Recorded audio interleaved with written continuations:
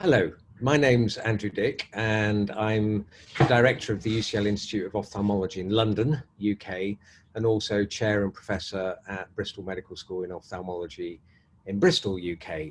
And today what I would like to do is take you through ocular immunity, some of its anatomy and repertoire, and in particular, try and be provocative to dispel some of the myths and talk about the wealth and depth and breadth of the ability of the eye to respond to immune challenges, to regulate its function in order to preserve vision. Right? The first interpretation which makes people think that the immune privileged site, first described by Peter Medawar, despite his Nobel Prize winning work, who displayed that corneal allografts can be accepted in a non-vascularized bed, is another bit of work where people noted that if they put protein into the eye, the front of the eye, as demonstrated here in the anterior chamber, it led to a systemic immunosuppression and a downregulation of delayed hypersensitivity responses when the animal was then challenged systemically. And this relies on the spleen. So splenectomized animals no longer show this response of immune deviation and immune privilege. But it's with this that people have noted the potency of the eye to immune regulate. And this has been termed anterior chamber associated immune deviation. Now the corollary is that it appears very much that we believe, therefore, that the eye is an immune privileged state. And indeed, it is an organ that can demonstrate extreme immune privilege and regulatory networks. But that's not the same as saying it's immune incompetent.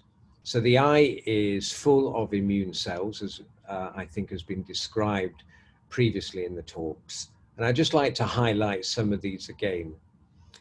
The immune competent cells spread along the uvea of the eye, the iris, the ciliary body, and the choroid. They're present in the cornea in abundant numbers. They're present even in the retina. And particularly the retina is bestowed with a contiguous network of yolk-derived cells such as microglia. It doesn't have an anatomical lymphatic drainage, but it does drain to regional lymph nodes when the eye has been perturbed. And as I've said, it has very active immune regulatory networks, which I'll describe more about. So this is a light sheet of the posterior segment, the retina, just to demonstrate, because I like this video, of the network of the microglia in this reporter mouse to show you what the contiguous network is like. These are further on this microglia tomato reporter mouse that is yolk sac derived microglia. And as you can see, there are many of these immune competent tissue resident microglia, otherwise yolk sac derived macrophages, that are present within the tissue. And they're there to regulate immune responses. So jumping to the back of the eye, I put this schematic up to show several things. The first is the retinal pigment epithelium is, as we know, a non-canonical immune cell, but it expresses class 2. It can present antigen, albeit weakly. It has an immune regulatory function, mainly through its expression of Fas ligand, but other soluble factors. But it also orchestrates immune responses by secretion and activation of cytokines. Some of these interact with the choroid and the plasmacytoid dendritic cells and the myeloid dendritic cells that are present within choroid, other macrophages, and indeed mast cells, all which are present in the vascular layer underneath the retinal pigment epithelium.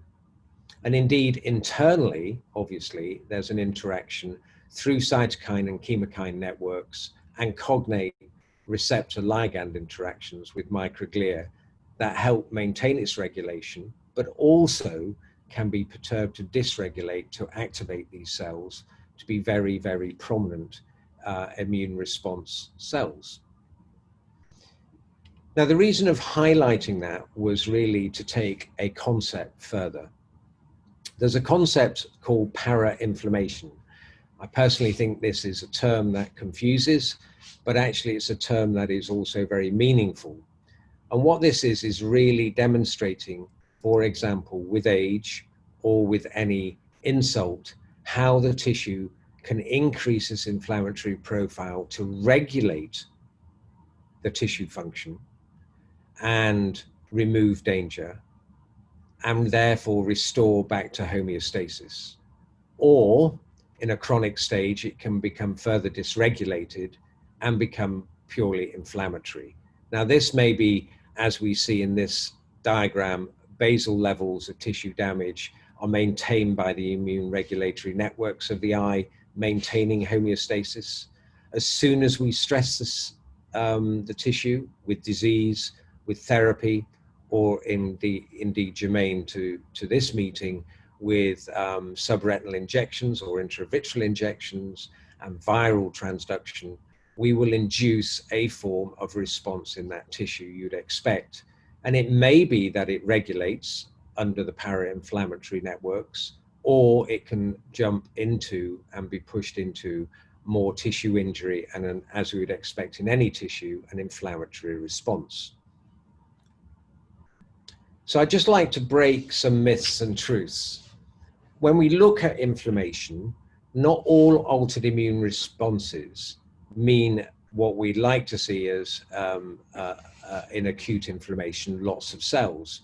And I think the prima facie case here is systemic lupus erythematosus, where you get quite a profound antibody-driven response without undue inflammatory cells. You may get a little bit of neutrophil nets, but indeed when you biopsy, there's little evidence of acute inflammation otherwise. So many cells are not needed, and yet severe tissue destruction and attrition of function can continue. It is important to note that tissue regulation of immune responses in the eye remains as an active process. And certainly, I'm not going to go through all of this, but this again shows how the tissue itself is regulated by both chemokine and cytokine networks to regulate and indeed prevent often undue inflammation. So tissue function, when we're looking at regulation or we're looking at para-inflammation, can become attenuated when we reach a threshold of immune activation. And again, a prima facie case for this is in lung disease. So in lung disease, what we see very clearly is smoking continues to cause damage to the lung. It causes oxidative damage and other extracellular matrix changes. The resident macrophages are present, and normally they're alveolar macrophages, a bit like microglia, and they are there to regulate inflammation. But with smoking, their ability to do that and their threshold is altered.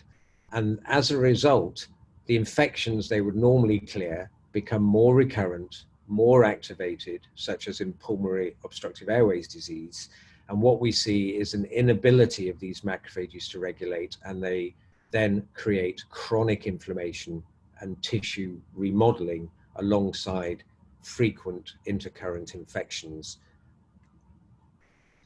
So another example to show the power of the eye and how it's dysregulated is, of course, a condition called uveitis. Uveitis is an umbrella term, and I'm just talking about the non-infectious types that are immune-mediated inflammatory diseases.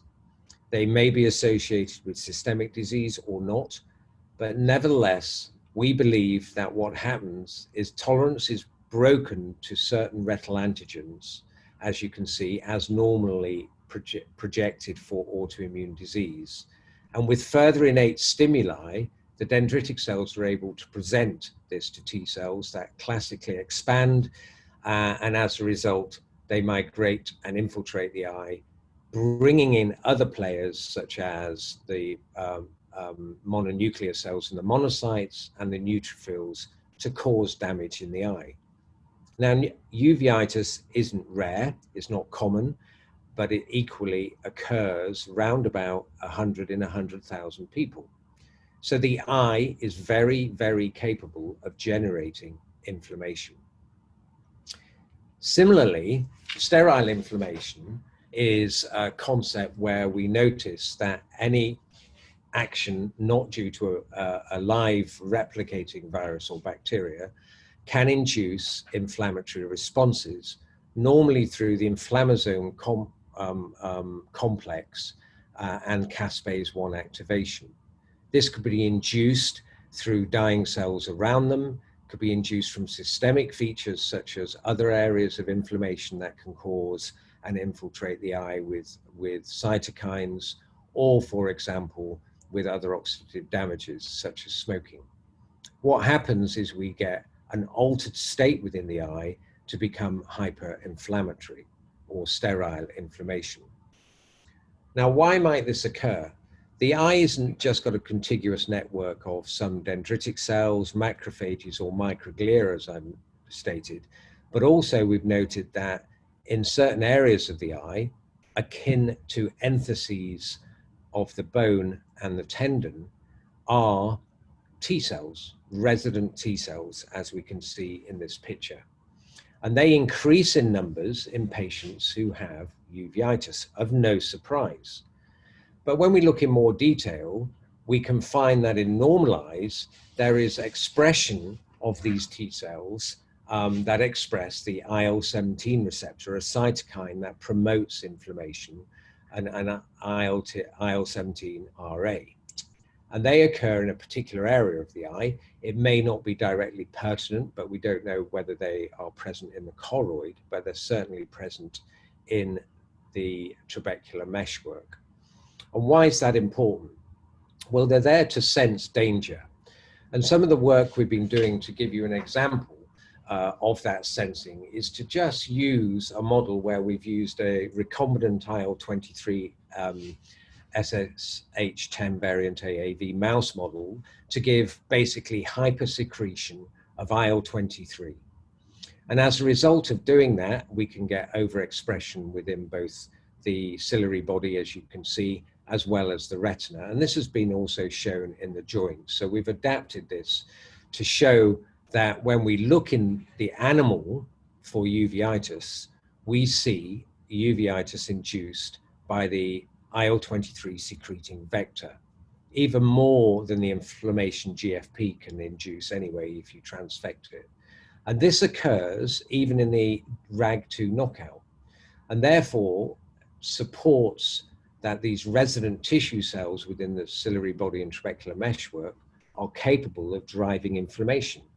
But the reason I'm showing it here is that what I wish to show is that, as you can see in the reporter system of the GFP, is that you get inflammation in the bottom panel of the retina as a result. We haven't been able to demonstrate these cells in the retina, but again, it shows you how inflammation can occur quite readily in the eye. We've then enumerated this by flow cytometry to look at cell numbers, as you can see here.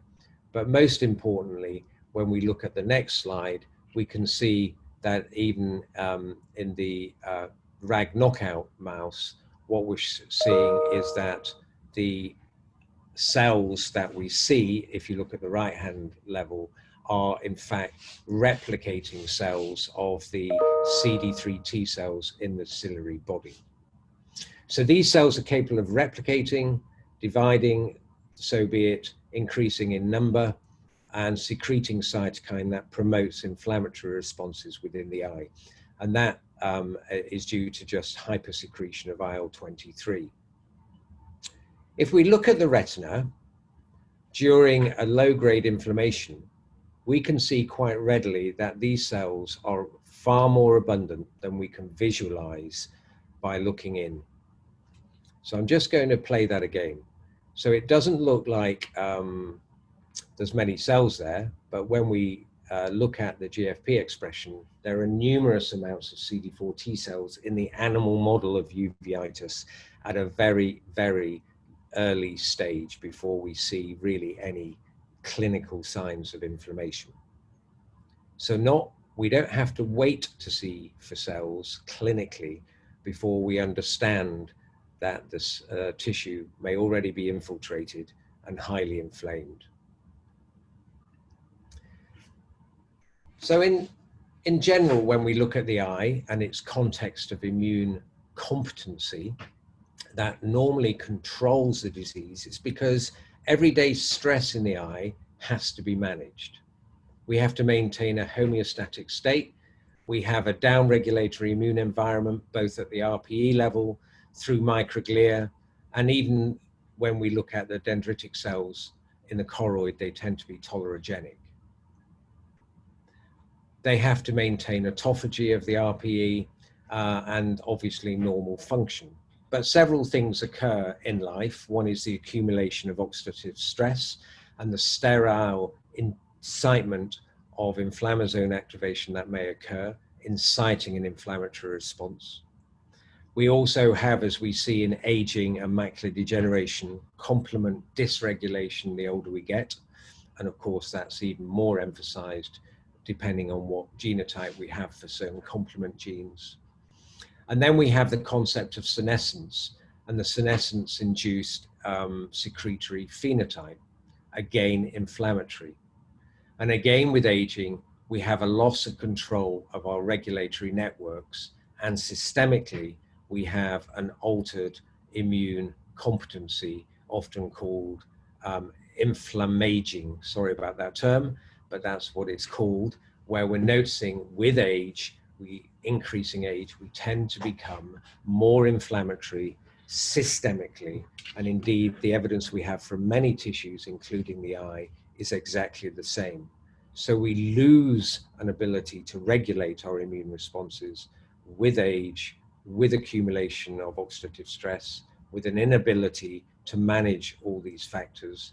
And if we then lay on disease, albeit a non-inflammatory disease such as inherited retinopathies, but also by inadvertently potentially some of our therapies, it may be of no surprise that we may see inflammatory responses occurring. The problem we have, to finish, is that it's very hard to actually assess what's going on in the eye, either through imaging mechanisms at such high resolution to see inflammatory changes. And unlike cancer, we can't biopsy easily to ascertain exactly the mechanisms that go on. So I hope that's given an overview of some of the immune competency of the eye, particularly some of its anatomy, and most importantly, frankly, how easily it can be dysregulated. Thank you.